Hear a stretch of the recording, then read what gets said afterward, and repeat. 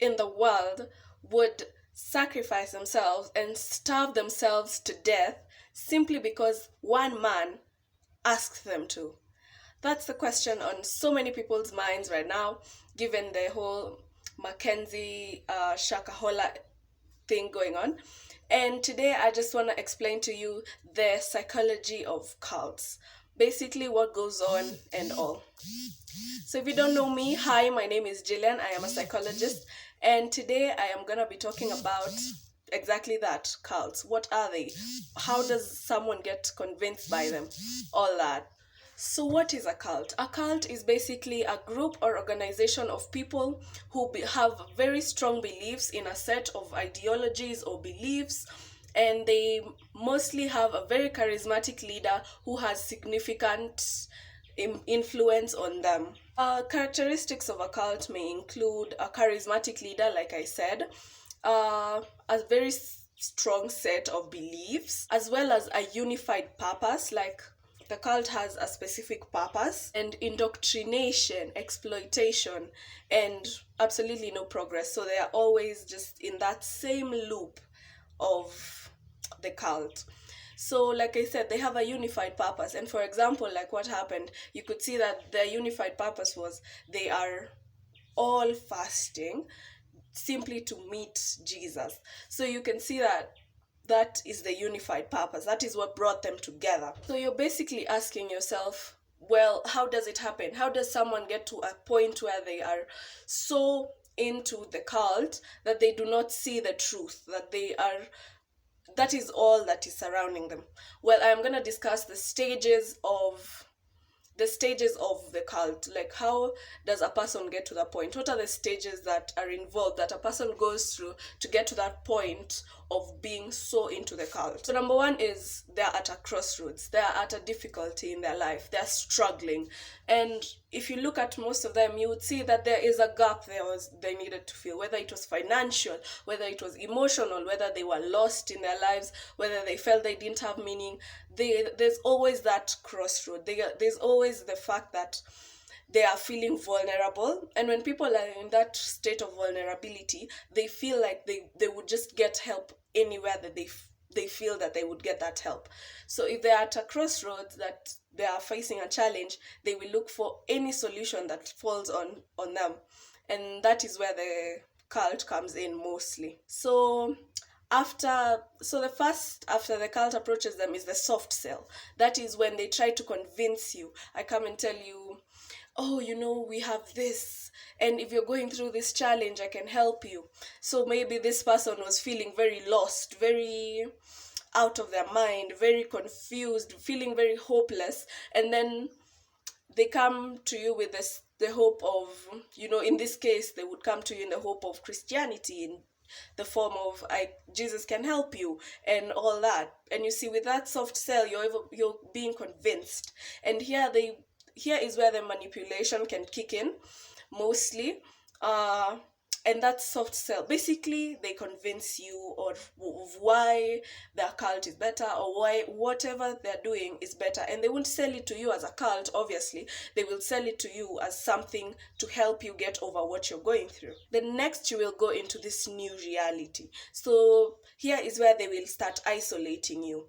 And if you've been following the story of the development of this thing, you could see that people are saying, I remember there was this woman being interviewed on Citizen, and she said that the church started off well, and then at some point the Mackenzie started saying, oh, you should not be braiding your hair, you should not be wearing wigs, you should not be doing this, you should not be doing that.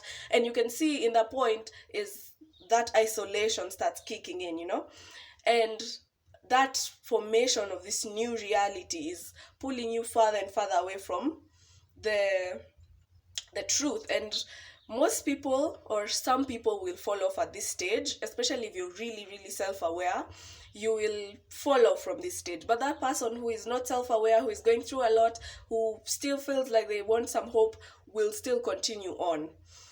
The next stage is what we call now the dear leader, or now the leader is being seen as the ultimate person. So here you see the leader as this godlike person. You see as if he is all knowledgeable, he is the one, basically idolizing that leader comes in at this stage. And when that happens, is whatever the leader says, you follow. Whatever the leader says, you follow, because now you've gotten to a point where this person has so much, they have so much power over you. And that of course, now this continues bringing the person deeper and deeper into the cult. So next is they create this external enemy, or after they isolate you, they show you that the world outside, or the things that you left, are so bad and so terrible. And this is the point where in a cult you will see people saying, we are the ones who are right, the world is wrong, they cannot tell you the truth, they cannot do anything for you, this is the way, we are the ones who have the truth, we are the only ones who can help you in this, blah blah blah. Basically all that. So it's this, you see that if you were to leave the cult, you would suffer immensely. You would suffer so much that it gets to a point where you're like, okay, I don't want to leave because I am better here than out. Then next we have the peer pressure. Of course, there are people around you and they're following this person and they're doing what is being said. Of course, you're gonna be inclined to follow, unless you really, really have that strong self-awareness and you have that strong conviction to leave. You will conform, because as humans, our brains are wired to conformity. We tend to conform to the people around us, to the community around us. So because there's this false sense of community around, you will find yourself falling for that, and you will go and you will find yourself in that. So basically that is the sixth step. And when someone gets to this point, it's very, very hard to convince them otherwise, because the people around them are doing what they are also doing. And this is where you will see, you try and tell a family member, this is wrong, but they do not see that, despite the fact that you are their family member. They just see that, this community, this is my community, and they're doing this, so I want to do this as well. It's to the next step, which is now total commitment to the cult. And this goes without, they do not even think about what the leader tells them to do, they just do it. And they've gotten to that state of what we would call brainwashing, and they are so much into this thing that it is so hard to get them out or convince them otherwise. And that is why you're seeing that even some of the people who are being rescued and taken to hospital, they're just insisting, I want to go back, I want to do this. It is not easy. Once they get to that point and they're so convinced, it is so hard to get them out of that without psychological intervention. So I know you're wondering, well, okay, these are the stages. They seem pretty easy to break out of.